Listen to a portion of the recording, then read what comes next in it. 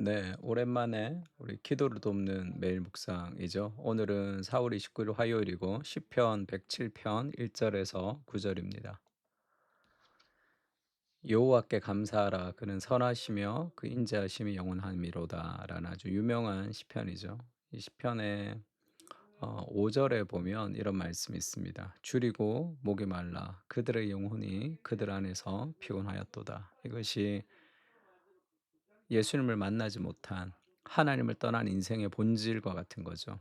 줄이고 목이 말라 목마름을 해결하기 위해서 찾고 줄임을 해결하기 위해서 많은 것을 찾지만 결국 그들의 영혼이 그들 안에서 피곤해지는 이것이 영혼의 상태를 얘기해 주고 있습니다.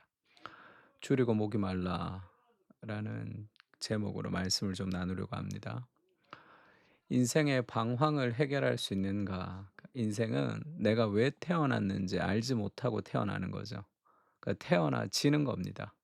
'내가 태어나야지.'라는 목적과 의미를 가지고 태어난 사람은 아무도 없고 그냥 태어나진 거예요. 그래서 자기가 왜 태어났는지를 알 수 없고 어디로 가야 하는지도 알 수 없습니다. 그래서 태어나지면 사람들이 우리에게 주입한 대로 그리고 세상이 살아가는 대로 그렇게 살아가는 거죠. 그래서 인생은 방황입니다. 길을 알지 못해요. 그래서 모든 인생은 내가 어디로 가는지, 내가 누구인지에 대한 가장 기본적인 어떤 발판이 없기 때문에 인생의 본질은 방황이라고 할 수 있습니다. 여호와께 감사하라 그는 선하시며 그 인자하심이 영원함이로다. 여호와의 속량을 받은 자들은 이같이 말할지어다. 그러니까 속량을 받았다는 것은 돈을 주고 노예를 산 거를 얘기합니다.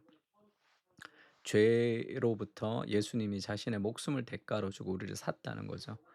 여호와께서 대적의 손에서 그들을 속량하사 노예 상인에게서 돈 주고 노예인 우리를 샀습니다.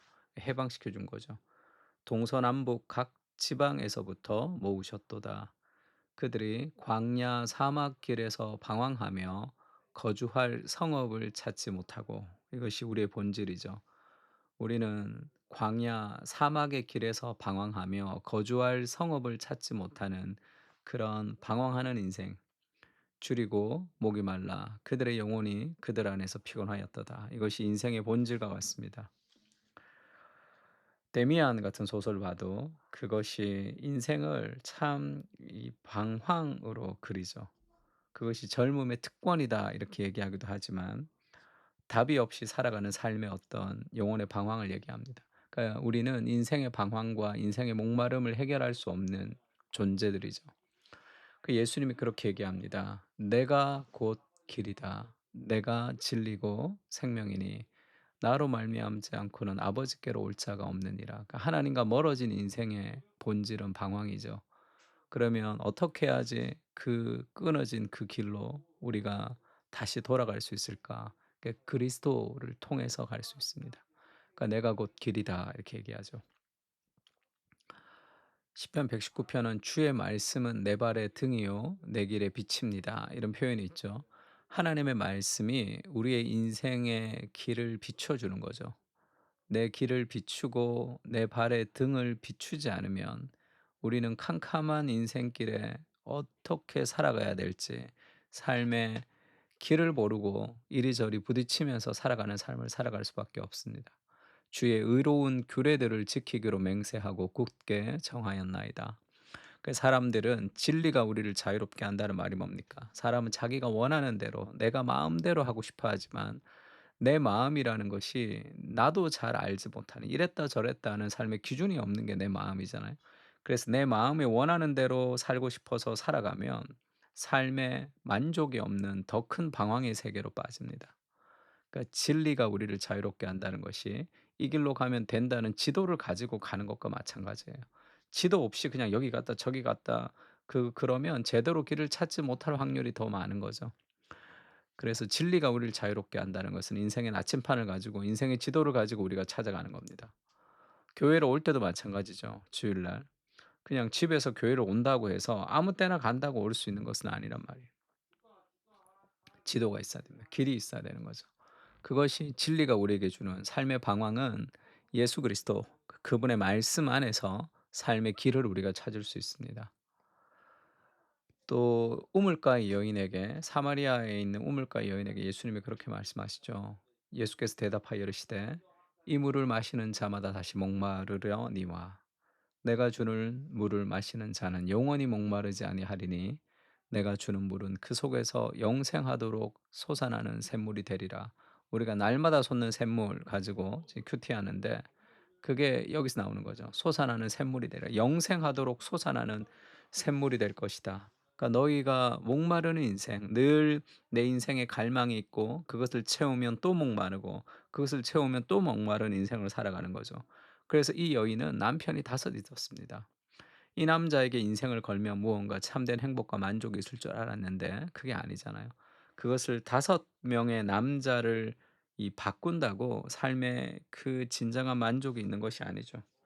그것은 내가 누군가를 잘못 만났기 때문에 생긴 게 아니에요. 내가 실력이 없기 때문에 생긴 게 아닙니다. 내가 좋은 직장을 가지 못했기 때문에 원하는 것을 얻지 못했기 때문에 생기는 갈망이 아니에요. 영혼의 갈망은 그것으로는 채울 수 없다는 거죠. 그럼 어떻게 할 수 있는가? 이에 그들이 근심 중에 여호와께 부르짖음에 그들의 고통에서 건지시고 근심 중에 우리가 인생의 방황과 목마름을 해결하기 위해서 부르짖을 때 하나님께 나아갈 때 기도할 때 진정한 방황에서 건져질 수 있는 거죠. 또 바른 길로 인도하사 거주할 성읍에 이르게 하셨도다. 우리가 거주할 성읍이라는 삶의 진정한 안정감을 가질 수 있는 거죠. 방황하다가 여호와의 인자하심과 인생에게 행하신 기적으로 말미암아 그를 찬송할지로다. 그가 사모하는 영혼에게 만족을 주시며 줄인 영혼에게 좋은 것으로 채워 주심이로다. 하나님께 나아가면 우리가 찾던 삶의 진정한 무엇이 있습니다. 사모하는 영혼에게 만족을 주시는 분이시죠. 복음 안에는 만족이 있습니다. 그리고 목마르고 줄인 영혼에게 가장 좋은 것으로 채워 주시는 것이 그것이 그리스도 안에 있는 거죠. 그래서 우리가 간증 같은 거 들어보면 내가 막 세상에 좋은 것들이 있는데 그것을 다 버리고 내가 예수님께로 헌신했다 이렇게 간증을 할 때 들어보면 세상이 너무 좋은데 그런 거를 다 인제 하나님이 좋아하지 않아서 내가 좋은 것을 다 버리고 좋지 않은 하나님을 내가 믿으면서 금욕적으로 살아가는 게 이게 더 결국은 입에 쓰지만 몸에 좋은 보약 같은 그런 느낌을 가지고 간증하는 경우가 많은데 그거는 복음을 좀 변질시킬 수도 있습니다.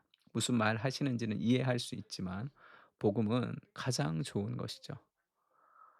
그래서 이 베드로가 만선이라는 고기가 배에 가득 찬 어부로서의 최고의 복을 누렸지만 그 그물을 버려두고 예수님을 쫓아갑니다. 왜냐하면 내 인생을 고기를 가득 잡는 그런 의미보다 사람을 낚는 어부가 되는 그 진정한 삶의 무엇을 충족시켜 주는 거죠. 사모하는 영혼에게 만족을 주시며 줄인 영혼에게 가장 좋은 것을 주시는 것 그것이 복음의 은혜죠. 하나님께 나아갈 때. 우리가 알거니와 하나님을 사랑하는 자 곧 그의 뜻대로 부르심을 입은 자들에게는 모든 것이 합력하여 선을 이룬다. 우리에게 좀 좋지 않은 일 같은 거, 어려운 일 같은 실패 같아 보이는 모든 일도 합력해서 다 선을 이루어가는 하나님의 과정이기 때문에 하나님이 내게 허락하신 모든 것은 다 좋은 것입니다. 당장은 내가 보기에 좋지 않지만 그것이 가장 좋은 것을 이루는 과정이라는 더 큰 하나님의 스토리를 우리가 신뢰하는 거죠.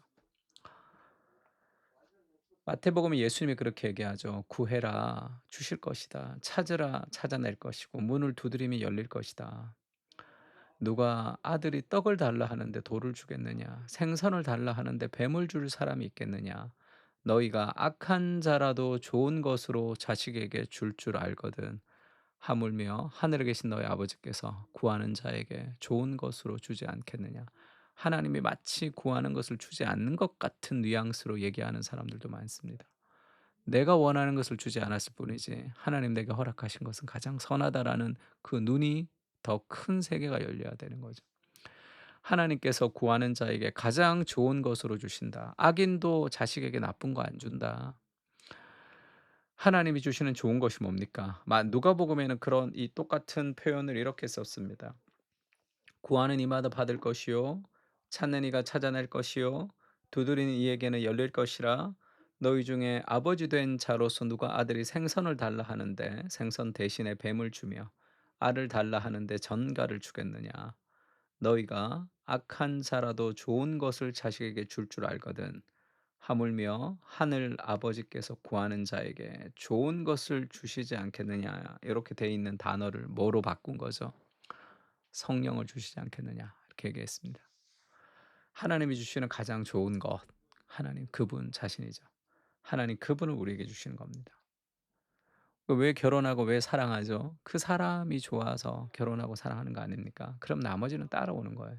아, 저 사람이랑 결혼하면 내가 돈이 더 있을 수 있겠구나. 내가 뭘 할 수 있겠구나. 그 모든 것은 사랑 안에 따라오는 삶의 그런 부가물일 뿐입니다. 그것이 목적이 될 수는 없잖아요. 하나님 주시는 가장 좋은 것, 그분 그 자신을 우리에게 주시는 거죠. 그래서 결국 하나님은 우리를 행복하게 해 주는 수단이 아니라 그분이 행복 그 자체죠. 그것이 복음의 비밀입니다.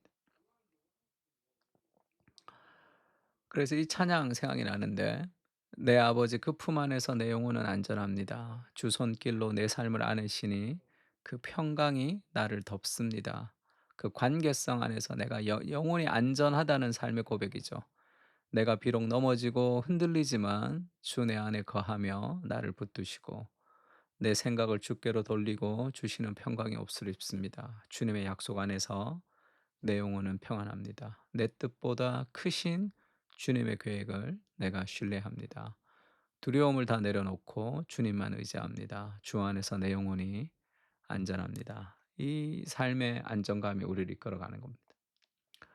우리의 영혼의 갈급함과 방황은 그리스도 안에서 해결될 수 있습니다. 복음 안에 있는 그 사랑을 기억하며 말씀 안에서 참된 길을 찾아가게 하시고 그리스도 안에서 누리는 쉼을 누리게 하여 주시옵소서. 주님의 안에서 내 영혼은 안전합니다. 아멘. 우리 다 같이 시편을 가지고 함께 기도하겠습니다.